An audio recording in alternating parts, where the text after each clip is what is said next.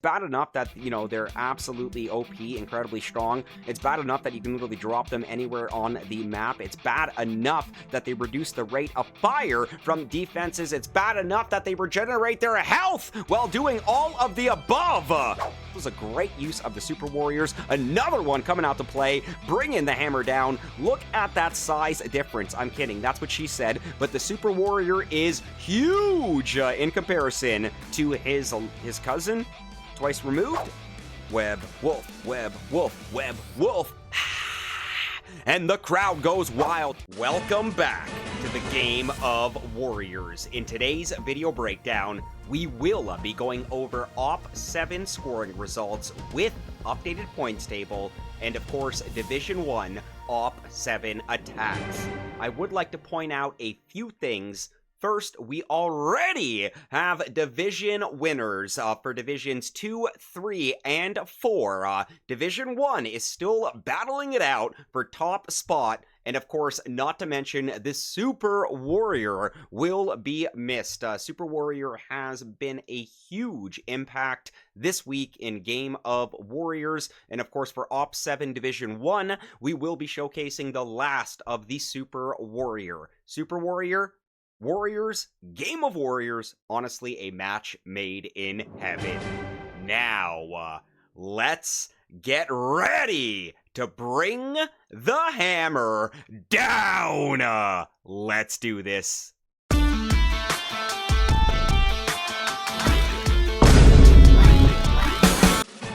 Yes. Yes. Okay. Understood. This just in from the producers of Game of Warriors. We will be having a special live stream tomorrow showcasing the hits for the final op in Division 1. Now, let's make our way over to Division 4 OP7 scoring. I don't know what happened with Division 4 for OP7, but we have 3 fails, with Big Toe being the only player to capitalize on the solo, scoring 217 on his 210 complex. He takes first and the 3 points. Dirty Harry, Alpha, and Jabs all leave OP7 empty-handed with a fail and a big fat 0. This should solidify things for the new season on the points table for Division 4. Let's congratulate our Division 4 winner on the points table. After 7 ops, the 8th op will not be needed to declare a winner. Division 4 is rubber stamped, and congratulations to Big Toe for winning Division 4 with 15 points. He strapped on the steel toes and boot stomped his way into Division 3 with his 3 first-place finishes, 3 second-place finishes, and 1 third-place finish for Division 4. Big Toe is promoted to Division 3.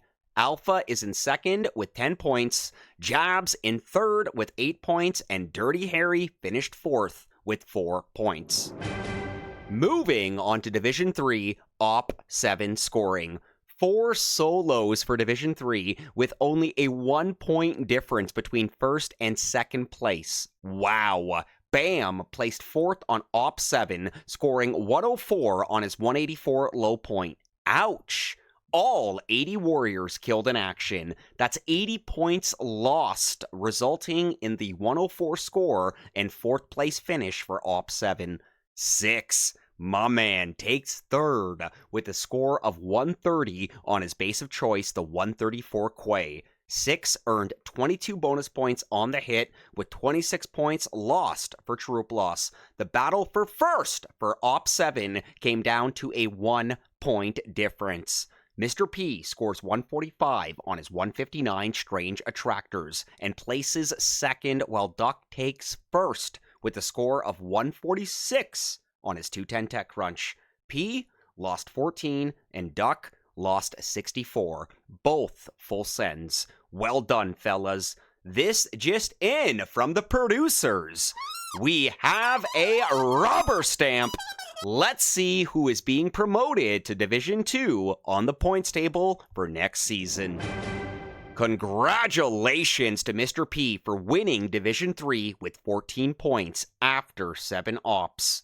3 first-place finishes, 2 second-place finishes, 1 third-place finish, and a fail result in Mr. P being promoted to Division 2. Well done, Mr. P. I'll be seeing you. Duck in second with 10 points, and the battle for 4th and demotion continues for Bam and 6. Bam in 3rd with 7 points, and 6 in 4th with 6 points. Who will put up the bigger fight in Op 8 to determine their stay in Division 3? Will it be Bam? Will it be 6? We will have to wait until tomorrow to find out. Let's see how Division 2 did for Op 7. Division 2 Op 7 scoring. Frank placed 4th with a score of 81 on his base of choice, the 134 Strange Attractors. A full send with 53 points lost for troop loss. Joss placed 3rd, scoring a very impressive 210 on his 150 Tapir, plus 66 bonus points on the hit for only sending 2 boats of warriors and a hero. 15 points lost on casualties. Rufus scored an even more impressive 242 for 2nd place. He was dealt the 210 duality and capitalized on 33 bonus points and only 1 point lost for the lone warrior killed in battle. And Skull Krusher, that's right, it's your boy, stealing 1st place on Op numero 7, scoring a jaw-dropping 250 on his 184 Excel.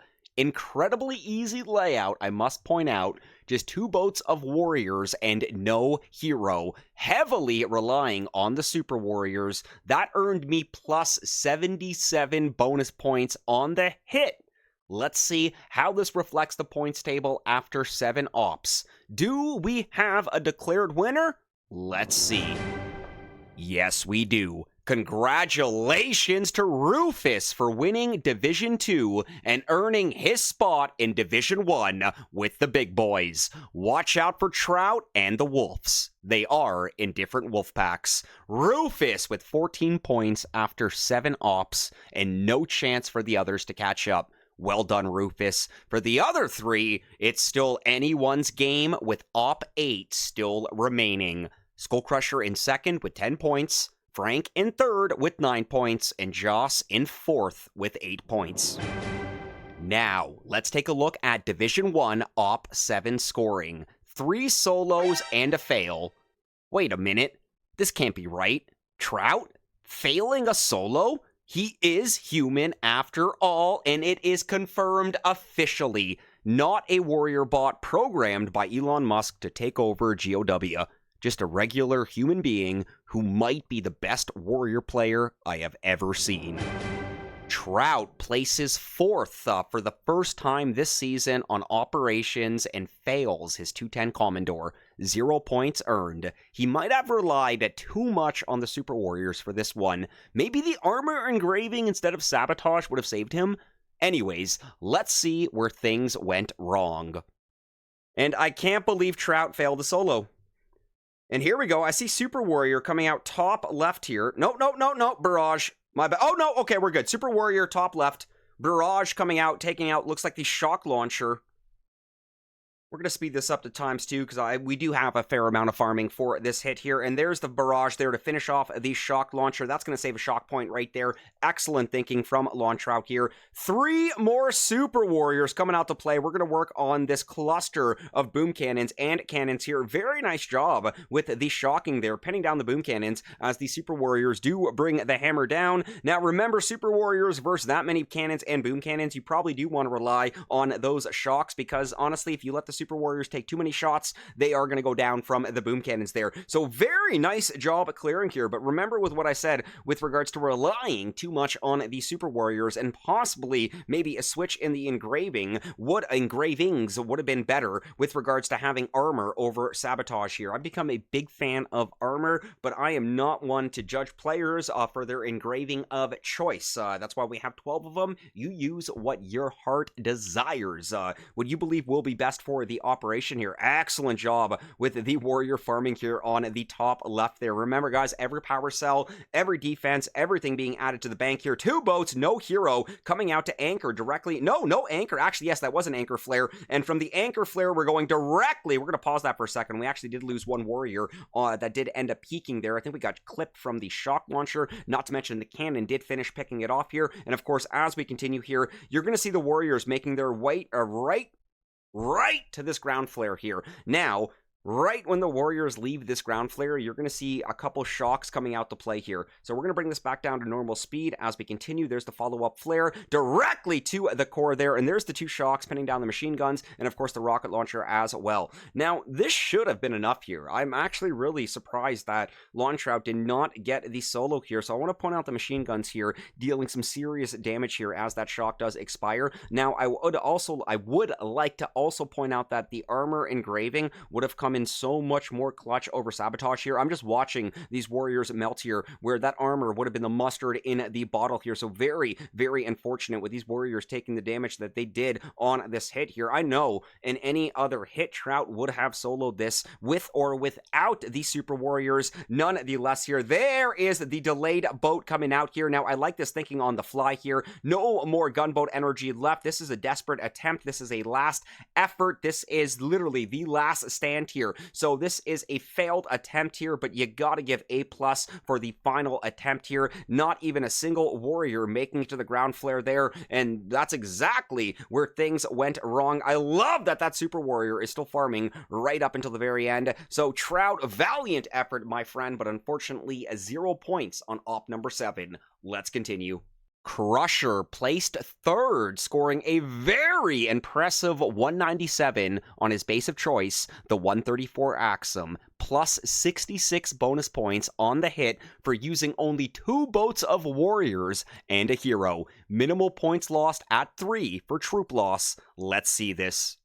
My man, Krusher and all ready. You know what? Not bad. Pretty standard here. Normally you have rocket launchers top left here, but looks like we do have the Super Warriors. And again, guys, this is the role that the Super Warriors have been playing this week in Game of Warriors. Not only myself, but I know the other players, the other participants are really going to miss the Super Warriors, especially when you can just drop 2 of them and literally take out 4 shock launchers. That's 2 shock points absolutely eliminated from the hit. Great use of the Super Warriors to start things off here. And there's another one coming out at approximately, looks like 10 o'clock there. We're slowly starting to chip away and work on these cannons here. Now, it's a shame that the rule for Game of Warriors is that 2 boats of warriors need to be sent, and 2 boats of warriors have to make their way to the core here. Again, I believe Krusher could have done this without Bullet, and the way that he's using these Super Warriors, 1 boat would have been more than enough. Again, 2 boat minimum. So I believe that Krusher probably could have done this without Bullet, and the 2 boats would have been more than enough mustard in the bottle there. We do have to keep in mind the range of that Doom Cannon right there.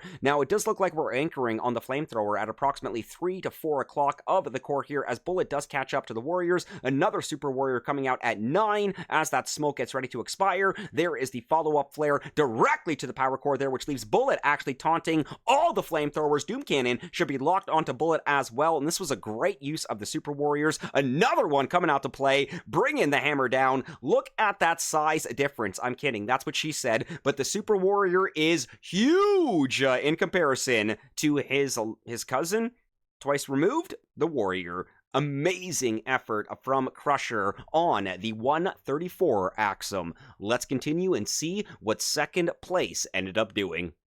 The Wolves, separate packs, remember, 1st and 2nd. Web Wolf taking 2nd with a score of 212 on his 159 low point. Bonus points at plus 55 with only 2 warriors killed in action. Let's take a look. Web Wolf, Web Wolf, Web Wolf. And the crowd goes wild. Now remember, guys, previous low points, we've had Bullet doing the job of clearing normally some of the rocket launchers on the left, working his way up to the shield gens here. But I want to point out that there is no need for Bullet on this. This is another crucial role that the Super Warrior is playing. So again, I've stressed it before, and I'm going to stress it again. The Super Warriors have honestly changed GOW this week. It's going to be a shame that we can no longer use them here. But back to the attack here. Great job from the Super Warrior at the top there, working on the shield gens. 1 out of 3 gens removed. Now 2 out of 3 gens removed. Another Super Warrior coming out to play, working on the rocket launcher on the far left there. 1 shield gen left at the top there. I love that the SEMO sniper, multiple machine guns in range of that Super Warrior. Nothing. Another Super Warrior looks like coming out on that rocket launcher at the top there. Nope, mistaken. Excellent job taking out the 3 shield gens there, which means the soft underbelly of the core has been exposed here. Looks like Web Wolf is just taking advantage of the Super Warriors and the farming that they are able to do here. And, I mean, this is above and well beyond critter farming. Critter farming plays a great role in Game of Warriors, but critter farming can't take much damage. Super Warrior farming can take an immense amount of damage while still adding gunboat energy to the bank. So absolute freaking phenomenal effort here from Web Wolf here. And here we go. Quick pause here as we got Bullet with the 3 boats of Warriors coming out to play. 1 boat being flanked on the right with 2 being flanked on the left there. We will anchor under the coverage of a 3 smoke drop on the boom cannon. From the boom cannon, we will transition directly to the flamethrower at approximately, looks like, I love this 3 smoke drop here. So the flamethrower at 5, 3 smokes, 1 on the anchor, 2 on the core here. The anchor flare will expire first, which should expose Bullet about a second to a second and a half before the Warriors. And as those smokes expire, right there. Perfect. Absolutely perfect. So Bullet was exposed first. Beautiful shocks there, actually shocking the world here. If we zoom out here, we can see Bullet taunting everything directly below him. Let's just say anywhere from about 6 to 9. And then we have another shock coming out on the critter launchers and the mortar from approximately, let's say, 9 to about 12. And then, of course, we've got Super Warriors and a shock working on critter launcher and snipers at approximately 12 to 2. And then we've got another shock coming out, 2 shocks actually coming out, pinning down the cannon to flamethrowers, you know, from about, you know, far 3 all the way to about 6 here. So this is great GBE management. The Super Warrior farming coming in clutch here. Warriors bringing the hammer down. That taunt does not get any better than that. Follow-up shocks, follow-up critters, follow-up Super Warriors. Absolutely amazing. And this is exactly why Web Wolf took second on op number 7. Now, let's continue and see what Lone Wolf did to secure first place on op number 7. Let's continue. Which leaves Lone Wolf stealing first place, scoring 238 on his 184 Armadillo. Big bonus points on this hit with plus 66. That's another 2-boat hitter with Hero. Let's see this madness. Microwaver and SEMO up front here. Do we have any farming? Yes. We might have some farming at the top. Yeah, oh, 1, 2, 3. Nothing being spared there. So, okay, a lot going on right now, guys. Okay, we're going to pause this for a second here because there's actually 3 Super Warriors farming literally top right of the map there. That 1 boom cannon is not going to be that much of a threat. And right when those 3 Super Warriors were dropped top right of the map here, multiple barrage and artilleries coming out right now to bar out the 4 shock launchers directly in front of the core from about 6 to 9. Let's continue. Super Warriors farming away here. 4 shock launchers have been barded out. Excellent job there. Not only does that save a shock point, but that does reduce some of the stress on the hit as well. A big boost to the morale with 4 shock launchers just removed, just like that. Super Warriors continuing to farm on the top right. We're going to continue to ×2 here as the farming continues. Boom cannon still remains. Boom cannon has been removed. Multiple power cells coming out. Multiple power cells to be farmed with multiple Super Warriors actually coming out at the top of the core here from, let's say, about 12 to about 1 there. Let's continue. Looks like we're now farming away not only the power cells, but some of the defenses directly behind the core, which is also going to save us some shock points here. Again, the Super Warriors playing such a crucial role this week in GOW. 2 more Super Warriors coming out to play, absolutely bringing the hammer down. I mean, it's bad enough that, you know, they're absolutely OP, incredibly strong. It's bad enough that you can literally drop them anywhere on the map. It's bad enough that they reduce the rate of fire from defenses. It's bad enough that they regenerate their health while doing all of the above. Honestly, this might be one of the most underrated limited gunboat abilities that we have in Boom Beach. And you know what? While I was literally freaking fanboying over the Super Warriors here, there was Bullet with 2 boats of warriors being flanked on the left and the right up the middle there, under the coverage of a 4 smoke drop. We did anchor, actually, ground flare to an anchor on the flamethrower. Bring this back down to normal speed as we continue. So there's the anchor on the flamethrower there at approximately 4 o'clock. Direct flare to the core there with multiple shocks coming out. There's the multiple shock right there. It was plural. It was singular. Now we're plural. And look at that. Super Warriors are doing most of the damage here. I thought Lone Wolf was going to keep smoking his Warriors just so the fact that they touched the core and let the Warriors in the back deal most of the damage. And that's practically what happened on this hit here. And honestly, a very, very good use of the Super Warriors. Great gunboat energy management, great time management. And this is exactly why Lone Wolf stole first on op number 7. Let's make our way over to the updated points table and see if we have any changes. The points table for Division 1 shows Trout still in first with 15 points. Web Wolf is in second with 13 points. Lone Wolf is in third with 12 points. And Krusher is in fourth with 2 points. Krusher has been demoted to Division 2. Looks like Op 8 will determine the champion of Division 1. Tune in tomorrow for a live broadcast, a live stream of Division 1 Op 8 attacks. Thank you for tuning in to Game of Warriors. Have a wonderful night and see you all tomorrow.